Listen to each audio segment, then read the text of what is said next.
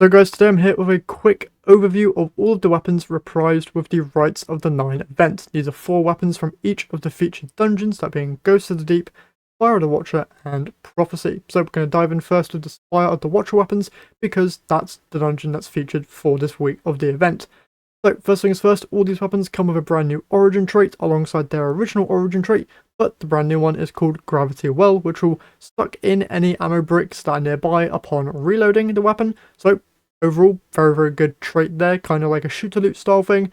Don't know the range of this perk, so it might be a long range thing, short range, not really too sure, but it's going to be a good perk if you don't like the original origin trait found on these weapons. And now diving into the actual perks on these weapons, let's go over Liminal Vigil, which is a returning heavy burst stasis sidearm. Now immediately, Headstone Rhyme Stealer, going to be a very good combination there for stasis builds. Then also Desperados in that second column, so you could go Headstone Desperado, which could be very interesting. Increased rate of fire, summoning a whole load of stasis crystals with those headshot final blows. Going to be a whole load of fun there. Moving on from Liminal Vigil, Wilder Flight. Now, I can't honestly remember if this thing was solar before or if I'm getting that mixed up with a different double fire grenade launcher, but either way, this thing can get Repulsor Brace, Destabilizing Rounds, and Withering Gaze, so all 3 of the Void things are on this weapon. But then you also have things like Envious Arsenal Bait and Switch, Slide Shot, Autoloading Holster, and even Demolitionist there, so if you want this for DPS rotations, good options there for you as well. Next though, Long Arm. Now this is a Tex Mechanica Scout, so you're going to be manually reloading all the bullets.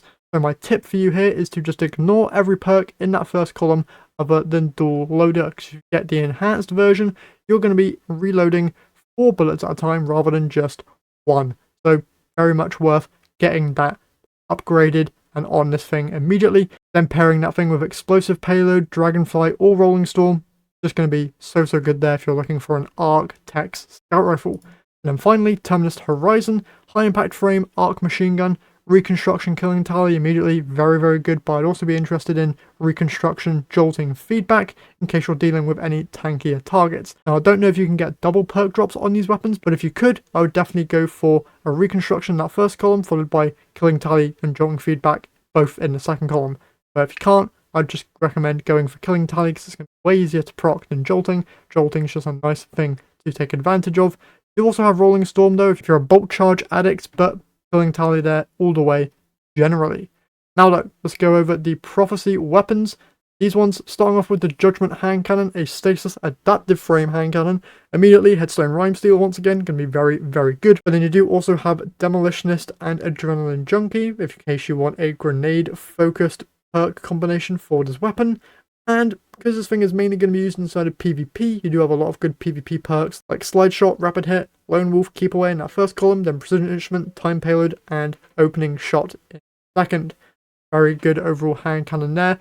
Now though, Relentless, a Strand High Impact Frame Pulse Rifle. This thing surprisingly can get Firefly and Desperado as a perk combination, so that has me very interested, and it's probably going to be the only thing I'm looking for on this weapon. But if you need it for Strand focused builds and want to take advantage of those Strand weapon perks, you got all of them here: Slice, Tear, and Hatchling, so have at it with that one.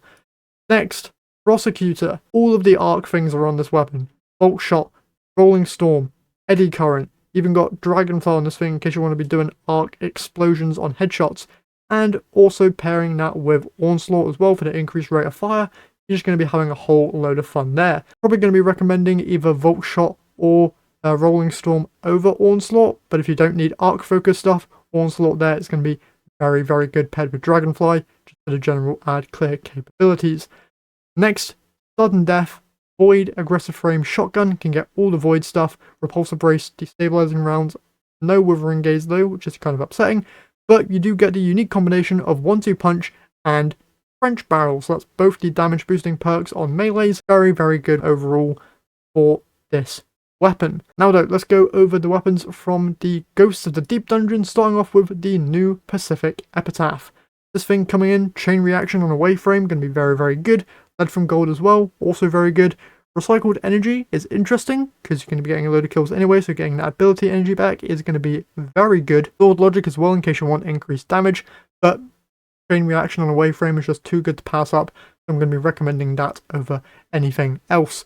Next up, Greasy Luck. I am not a glaive user, so I have no idea what's good on a glaive, but you can get some interesting stuff like chain reaction and reconstruction here. That could be quite fun. Sadly, I don't think chain reaction works on the melee kills with a glaive. That won't really work there. But if you're a glaive enjoyer, you probably already can see some perk combinations that I am missing here. That would work out very nicely. Then we have No Survivors, which was already pretty darn good, but I've just added things like Sword Logic and Master of Arms onto this thing, so if you wanted that instead of the go-to Heal Clip Incandescent, you can now do that. But if you didn't have this weapon before, Heal Clip Incandescent on this aggressive frame solo SMG is going to be very nice.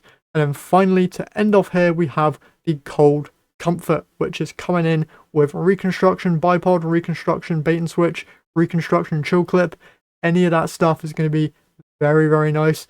Still has its OG origin trait, so if you want to be taking advantage of that to get that magazine size up very high, you can do that as well.